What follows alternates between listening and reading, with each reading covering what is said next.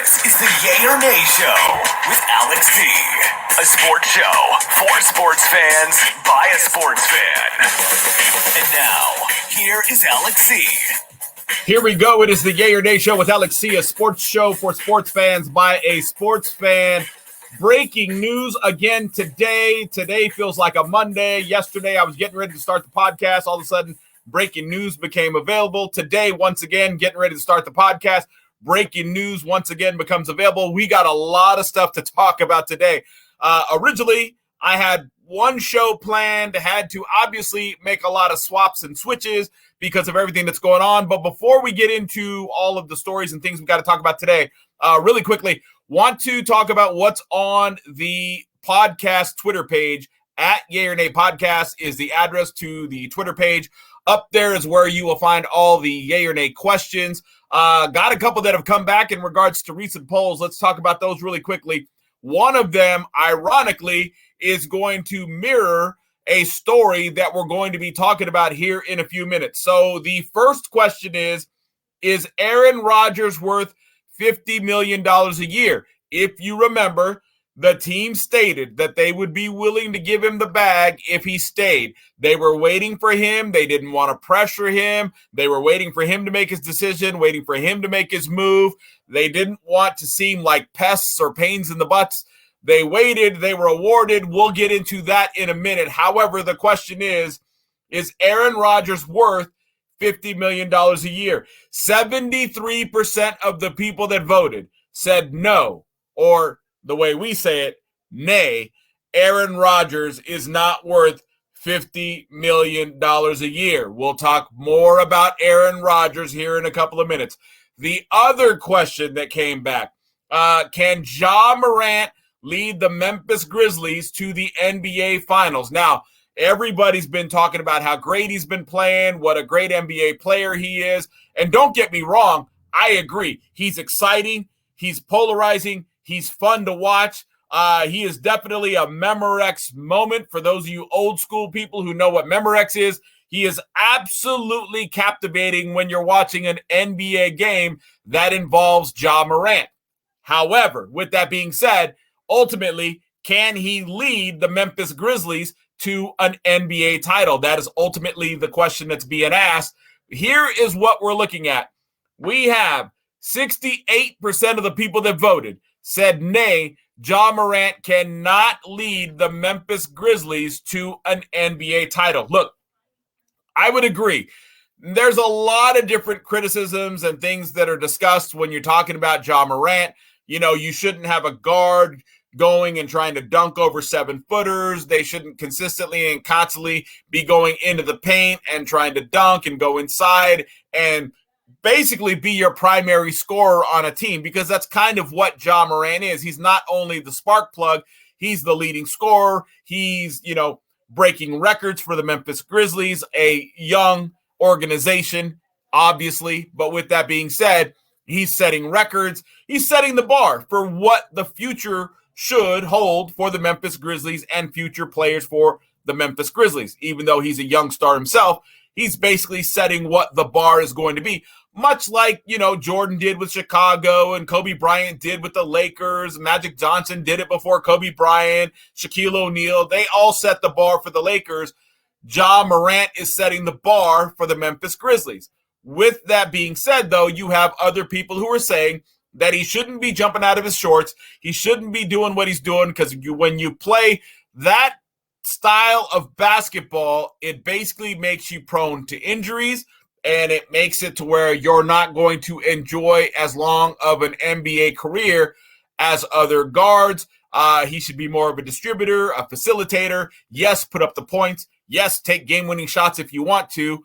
Yes, get wide open dunks when you got runaway opportunities, but to consistently and constantly be going in the middle and challenging the big men and trying to go over the big men and play as physical the way he plays, a lot of people are saying that it's a bad style, a bad look, and a bad idea, and he's not going to enjoy longevity in the league because he's going to be injury prone and he's going to spend a lot of time on the sidelines because he's not going to be able to stay healthy playing this style of ball. Now, traditionally, you would have to say, yeah, that argument has validity to it. However, with that in mind, while that argument does have validity to it, keep in mind, there is always an outlier, right? Tom Brady, a sixth-round guy. Nobody thought a sixth-round guy is going to turn around and be the greatest of all time when it comes to NFL quarterbacks, right? There is always the outlier. There's always the one guy. There's always the one person who defies the odds. Ja Morant might be that guy to defy the odds. Granted, the fans don't believe so. The ones that voted in the poll don't believe so. I am undecided. I'm on the fence, if you will. I'm not sure which way to go personally, so I'm not going to tell you what I think right now because I personally think it's too early. First of all, he's just coming into his own, right? And it's really, in my opinion, the second season where he's really come into his own, where he's really started to flourish. And this really is the first season, in my opinion, where he is starting to become a household name. And he is somebody you recognize in commercials, streets, lots of, ways to see Ja Morant, highlight reels all over the Four Letter Network, all over all of the highlight shows. So you expect him to continue to do what he does. What is it going to look like after he receives his first injury? That's probably the best question to ask. And I think after that is when we'll be able to make a better assessment in regards to what and who Ja Morant is going to be in the NBA. But without a doubt, there's no way you cannot say that he's exciting because he is. He's absolutely fun to watch. He's a human highlight reel. I enjoy watching him. He's great. But again, can he lead the Grizzlies to the NBA Finals? That's ultimately the question. I don't think we ultimately have the answer at this point. Staying with the NBA, let's talk a little bit about Ben Simmons. Now, we all know we had a lot of expectations when the trade was made, and you had James Harden going to Philadelphia, you had Ben Simmons going to Brooklyn, and even right now, all the NBA analysts that are professionals still think the Brooklyn Nets can come out of nowhere and be that top-tier team that could possibly potentially go to the NBA Finals. I said just earlier this week and even last week that, in my Power Four, I had Brooklyn as number one in the Power Four. And that's true. I did. I don't know that I'm going to keep them there because that was all contingent on the health of Ben Simmons. Now I'm questioning whether Ben Simmons is even going to be very relevant this season. We're probably going to have to wait till next season to see what Ben Simmons will be as an additional piece to the Brooklyn Nets. And plus, we'll have to see what the rest of the roster looks like. Are they going to keep the roster that, came in the trade? Are they going to make some move and move some pieces around as they normally do in the offseason? If so, what pieces are they going to pick up? Obviously, you would imagine they're going to make vast improvements from what they currently have, but I don't think what they currently have is bad. They're just missing Ben Simmons. They're missing Kyrie Irving, which we all know is another question mark. What's going to happen with Kyrie Irving because you got the COVID-19 vaccination situation. He can't play home games, although I said he wouldn't have to play home games to be effective if they remained in the bottom four and they made it into the playoffs. Away games would basically be home games for Brooklyn. So you'd have to depend on, Brooklyn having two instead of the big three, which would be Kevin Durant and Kyrie Irving, and then the rest of the supporting cast, which is a pretty good supporting cast. I'm not really that much of a fan of the supporting cast for the Philadelphia 76ers. If you get one of those two guys on the Sixers to have a bad night or go down with injury, they're going to be suffering pretty bad. Over here, you still get one guy to go down, and right now you got Ben Simmons who is down. You'd be okay if the team were already meshed and gelled together. The problem is they haven't had enough time. Ben Simmons hasn't been on the floor yet. Kyrie Irving only able to play on away games. So it's really Kevin Durant and the rest of the supporting cast. And then every now and then you get to add in Kyrie Irving. Now that is starting to hinder the Brooklyn Nets. So they are handicapped right now as we currently sit. So I don't know that I could keep the Brooklyn Nets in my Power Four for that simple fact. Kyrie Irving is a handicap when you add Ben Simmons not being able to come and be on the floor, and when you have the supporting cast barely arriving and they need time to gel, not only with KD, but also with Kyrie Irving. And then, of course, also in the future when Ben Simmons is finally able to make it on the floor. Now, that's a lot to overcome in a short amount of time because we don't have that long to go before we start talking about playoff basketball. That is the issue that Brooklyn is running into. So here's the story with Ben Simmons and what's going on with him. While it remains to be seen when the new Brooklyn Nets swingman Ben Simmons will be able to make his season debut as he continues to deal with a back injury, Nets coach Steve Nash said Simmons will join up with his new team in Philadelphia on Wednesday and will sit on the bench with the team on Thursday. As you know, everybody was excited. They thought they were going to see Ben Simmons battling his former team, and the same vice versa, James Harden battling his former team, and he will, but he's going to be battling a fragment of the team. Again, you have the supporting cast, which just arrived in Brooklyn, and you've got Kevin Durant coming back off injury. Kyrie Irving, he's going to be there. Again, what are you going to get out of him? Most nights it's been good, but this is going to be a night with a lot of pressure. Will the supporting cast be up to the pressure? Because this is part of the growing pains that you go through when you have this many people joining your team. So again, it's going to be really interesting to see what transpires. There is a lot that's going to be fun to watch still in the Thursday night game between Brooklyn and Philadelphia. But I got to give the obvious, advantage to Philadelphia, and I wouldn't be surprised if they walk away with a victory of 10 points or more. Don't get me wrong, Brooklyn's going to play their hearts out. Kevin Durant is going to be all in. He's going to give you everything he's got. That guy can quietly get you 30 without even trying. He's going to do it again. I think Kyrie Irving is going to show up. I just don't know if they're going to be able to play team ball as much as they're going to need to play in order to overcome the Philadelphia 76ers, because they have already been able to play team ball. They're elevated very well with James Harden. Sometimes it moves quickly. Sometimes it's a growth process. I think with Brooklyn, it's going to be a growth process. They're not going to be able to do, what Philadelphia did, which was replace Ben Simmons with James Harden. Everybody else was already there.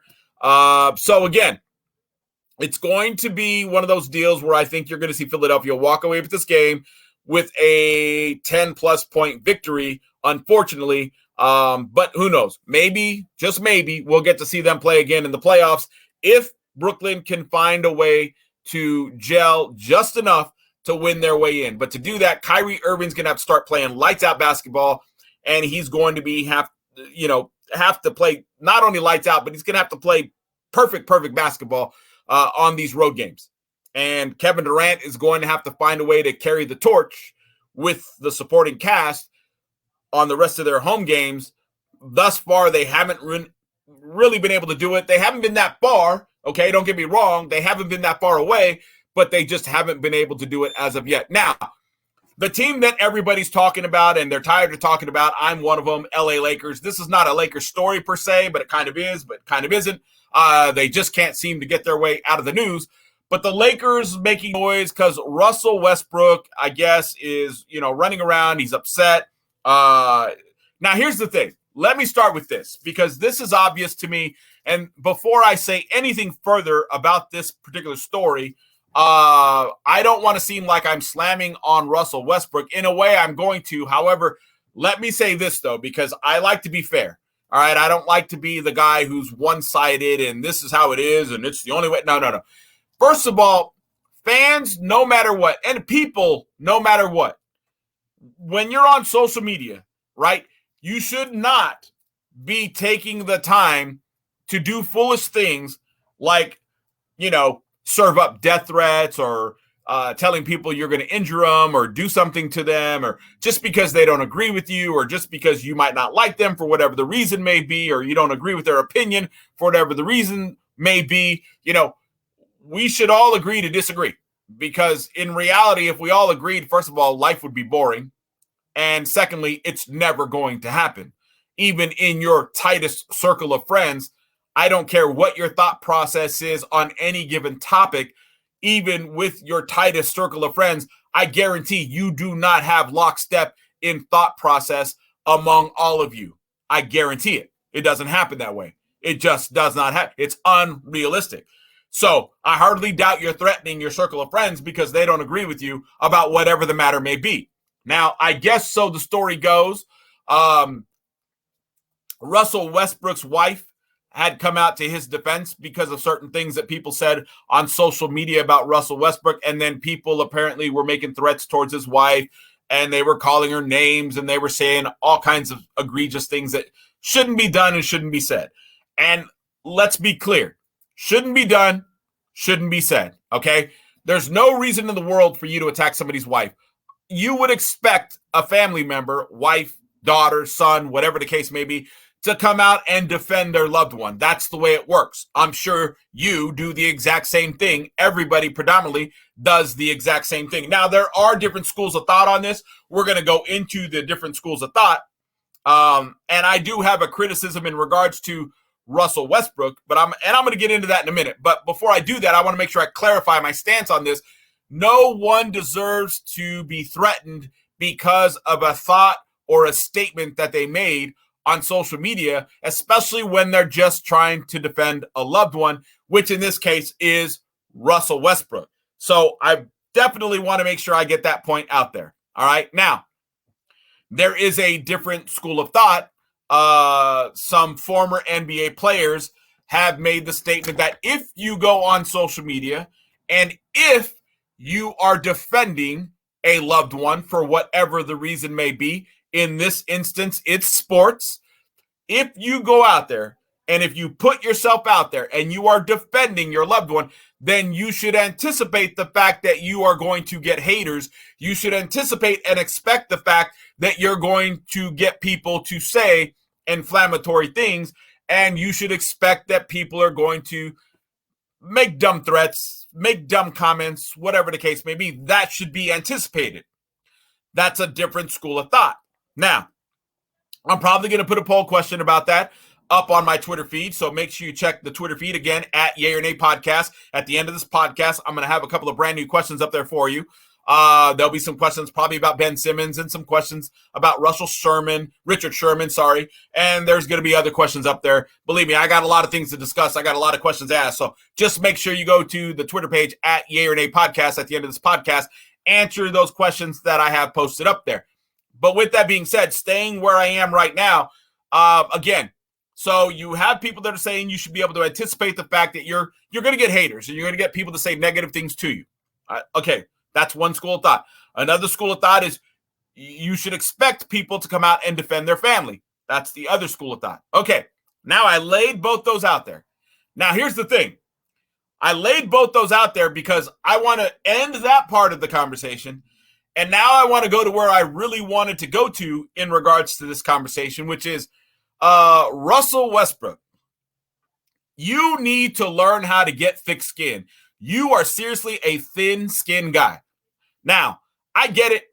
You don't want people going after your family. In that part of the comments that I heard you say in the presser that you did, I agree and I understand. However, you being mad because people call you Russell Westbrook, sir, you have earned the nickname Russell Westbrook. Have you seen your game? Have you seen how you shoot? Have you seen your shooting percentages? Have you seen how unreliable you are? Have you seen that part of the reason why the LA Lakers are the failure that they are is because of the game that you are trying to play that is above your skill set at this point in your career? And honestly, I don't know that there was ever a time in your career where your skill set would have matched anything the Lakers are trying to do this year anyways. Why you were brought in, I do not know. And it makes no sense. You were never a fit for this roster to begin with, and this was always a horrific roster to begin with. I get it. A lot of NBA analysts tried to say, oh, this roster is going to do so great. They're going to make a run at the title. LeBron James did a great job at putting this roster together. And now all of a sudden, all these people who were giving the Lakers all these accolades and all these same NBA analysts who were running around saying how the NBA finals were going to be won by the LA Lakers, and this roster of horrific players, overaged, over the hill. I said, and I quote, go check any podcast to see, this was a aged roster. They were going to never be able to play defense. They were too old. even if they were able to play defense with some of the players that traditionally in their youth, in their younger years, were good at playing defense, they were never going to be able to do it for 4 quarters of basketball. They were never going to be able to do it for a full season of the NBA. And not only did I say that, I said that none of these guys would be able to match up with Russell Westbrook because Russell Westbrook was going to run his own players out of the gym because he's too energetic, he's too fast, he's baseline to baseline, he's in the paint, he's trying to score in the paint, and then eventually he's just going to start shooting a bunch of jumpers that he's going to hit a very low percentage of. That's Russell Westbrook. That's always been his game. Yes, he's always been Mr. Triple-Double. Keep in mind, triple-double means you score 10 points. And there were a lot of times that OKC did a lot of things to make sure that Russell Westbrook hit his triple-double. Let's remember that for a while. Matter of fact, I made fun of OKC. I wasn't doing podcasts yet, but at that point in time as a fan, I was making fun of OKC because OKC was more interested in getting Russell Wilson a triple-double than they were in getting a W. And that was my problem with OKC back then. Now, fast forward to what we're talking about. Russell Westbrook whining and complaining because fans are calling him Russell Westbrook. Again, you have earned the nickname. Sad to say, but it's true. And then here's the other thing. You're trying to act as if we're supposed to feel sorry for you. Talking about how when people call you Russell Westbrook, it hurts your legacy, your kids, your family, your wife. It hurts that. No, it doesn't. Their last name is still Westbrook. It doesn't change because people gave you the nickname that, again, you earned Russell Westbrook because you throw up more bricks than anything. You earned that nickname. I don't know how else to break it to you. You earned, without a doubt, in any way, shape, or form, the nickname Russell Westbrook. You earned the nickname. And I don't know how you think people are supposed to feel sorry for you when you're doing pressers and all you ever do is talk about how dumb fans are, and if they boo you, they could take their ass home, and you're always being a smartass with the media when they're asking you questions. You never give straight up answers. They ask you about, how do you feel considering your expectations coming into the season, and then you try to boldly look them in the eye and act as if you came to play for the LA Lakers with LeBron James and you didn't have any goals or aspirations, and you think people are honestly supposed to believe that story? You think people are supposed to buy that bag of garbage? Do you really think fans are that dumb?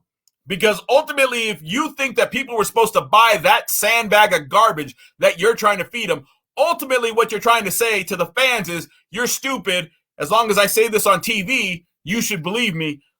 I hate to break it to you. People aren't that dumb. Everybody knows that you went to the LA Lakers, and everybody knows that you had expectations going to play for the LA Lakers, which included LeBron James, arguably one of the top 5 NBA players of all-time history. So don't tell me you went to the Lakers and you had zero expectations. And all you've ever done and all you've ever been to the media is a smartass trying to be funny, thinking you're cute, saying, smartass remarks, and then you want people to feel bad for you when you rightfully earned a nickname, Russell Westbrook, and you want people to feel bad for you because it hurts your legacy and it hurts your sons and your daughters and your wife's name and all that. That's all a crock of squat. It doesn't hurt your family's last name at all. Last time I checked, their birth certificate's going to read the same. Anytime they sign their checks, their name's going to read the same. Anytime they get a check, their name's going to read the same. It's not all of a sudden going to change legally to Westbrook. Your last name is not legally going to change to Westbrook. However, your nickname is going to be Westbrook because you earned the title. Again, go look at your own tape of your own games. And if you don't think you've earned the title of Westbrook, then I don't know what to tell you. And for you to be that thin-skinned and worry about what everybody says to you all the time, and for you to always be jawing with fans. Now, I get it. Some fans in the stands can say some stupid stuff. That part's true. And they should be thrown out for some of the stuff they say. I agree with you there. They should never attack you racially. They should never attack you personally. I understand that. But professionally, if they're talking about your game and they're bagging on your game, they have every right to bash your game. Because right now, you ain't got no game. Sorry, no way to be politically correct about it. Russell Westbrook, you ain't got no game. And there's the problem. And there's the reason why everybody's bashing on you. It's simple as 1, 2, 3. Russell Westbrook has no game. There it is. Simple. You earned the title, Russell Westbrook. Now, I didn't even hear about it till today. I like it. I fell in love with it. I like it. It's going to stick with me. I love that nickname. And I think it ultimately fits Russell Westbrook perfectly because it speaks volumes about his game. Absolutely, without a doubt, wholeheartedly, it speaks volumes about his game. But again, for him to sit there and cry and whine and talk about, oh, it's hurting my son's name and my legacy and my wife's. No. Their checks are still coming in with the last name Westbrook. Nobody legally can change your last name. Nickname, you got it. You earned it. You deserve it. Like it, love it, live with it. You earned it. Russell Westbrook is Russell Westbrook. I don't think anybody should, in any way, shape, or form, feel sorry for you. I don't think anybody should feel sorry for the LA Lakers. You made your bed, lie in it. That is the biggest garbage roster I have ever seen put together, ever. Especially when you're attempting to put something together that's supposed to be an NBA roster making a run at the NBA Finals. That is an atrocity of a roster. And LeBron James made it. He's trying to act like he didn't. He's trying to act like it's the general manager and Jeannie Buss, and they're the ones at fault. Everybody knows who put that roster together. LeBron James is never going to win that war either, and he doesn't deserve to because he put this bad roster together. You made your bed, lie in it, deal with it. The team sucks.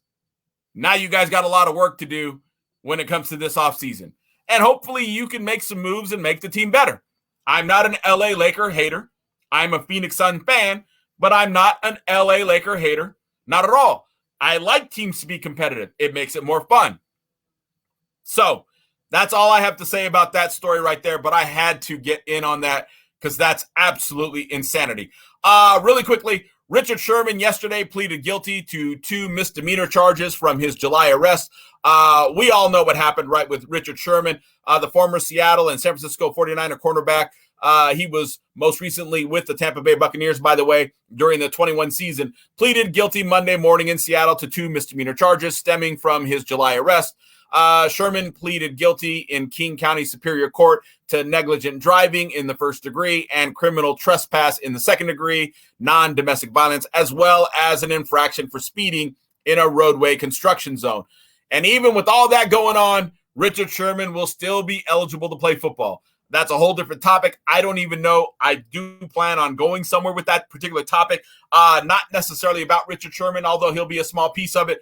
But I don't know if I'll be able to get into it today because I don't know if I'm going to have enough time to get into it today. But I heard somebody say something very interesting that I definitely want to comment on. But I don't know if I'm going to be able to do that today because we still got a lot of stuff to go through, including breaking news. Like I said, breaking news, Aaron Rodgers. We just talked about the big poll question at the beginning of the podcast. Aaron Rodgers, I asked you, was he worth $50 million? And again, the majority of the people that voted said nay. Guess what, folks? Aaron Rodgers got the $50 million. He is going to return to play for the Green Bay Packers. So Aaron Rodgers got the $50 million. The beautiful mystery hour is over. Now the question is, what happens with everybody else? With Aaron Rodgers getting the bag, and I'm told most of the money in this contract is guaranteed, which helps the salary cap, but they still got a lot of work to do, and I believe they only have 1 week to get it under control, or else they're going to be looking at luxury taxes and other things that are going to, hinder their ability to move forward. They got a lot of players that they got to figure out what they're going to do about signing, re-signing, or trading, or franchise tagging, or letting go. They got a lot of moves to make. But Aaron Rodgers is staying. And remember, I did predict Aaron Rodgers would stay in Green Bay. We'll get into that a little bit more in a little bit because I'm going to talk about some other players. And I'm going to give a final thought on where I think we are in the NFL right now as far as teams go. But Aaron Rodgers, again, he did decide that he is going to stay. And he has taken a 4-year, $200 million deal with the Green Bay Packers. More breaking news. Yesterday, we talked about the Washington Commanders making an offer with a bunch of first-round picks to the Seattle Seahawks for Russell Wilson. And then they gave the answer nay. Today, the Seattle Seahawks agreed to trade Russell Wilson to the Denver Broncos, and they get 3 players and picks. Yes, you heard me correctly. The Seattle Seahawks agree to trade quarterback Russell Wilson to the Denver Broncos, and they get 3 picks. So after weeks of negotiations in one of the biggest trades in NFL history, the Denver Broncos have agreed to send a significant package of players and draft picks to the Seattle Seahawks in exchange for Super Bowl winning quarterback Russell Wilson. The Broncos have agreed to trade quarterback Drew Lock, tight end Noah Fant, defensive lineman Shelby Harris, 2 first-round picks, 2 second-round picks, and a 5th-round pick to the Seahawks for Wilson and a 4th-round pick. That is the terms of the agreement. So again, it's amazing. Today's been a day. Like I said, feels like a Monday. Russell Wilson going to the Denver Broncos. Lots of thoughts on that. Again, today, let me look really quickly. Because of where we are on time, I'm not going to have enough time to really get into it like I really wanted to, because I got a lot of stuff to say about that, and I will. Tomorrow when the dust settles, matter of fact, there'll even be more people be able to give their opinions, and I'll be able to listen to their opinions, but then we'll be able to get into what I want to get into, which is basically the state of the NFL and where we are right now with all these teams, movement, possibilities, things of that nature, because there's going to be a lot of speculation by a lot of NFL analysts.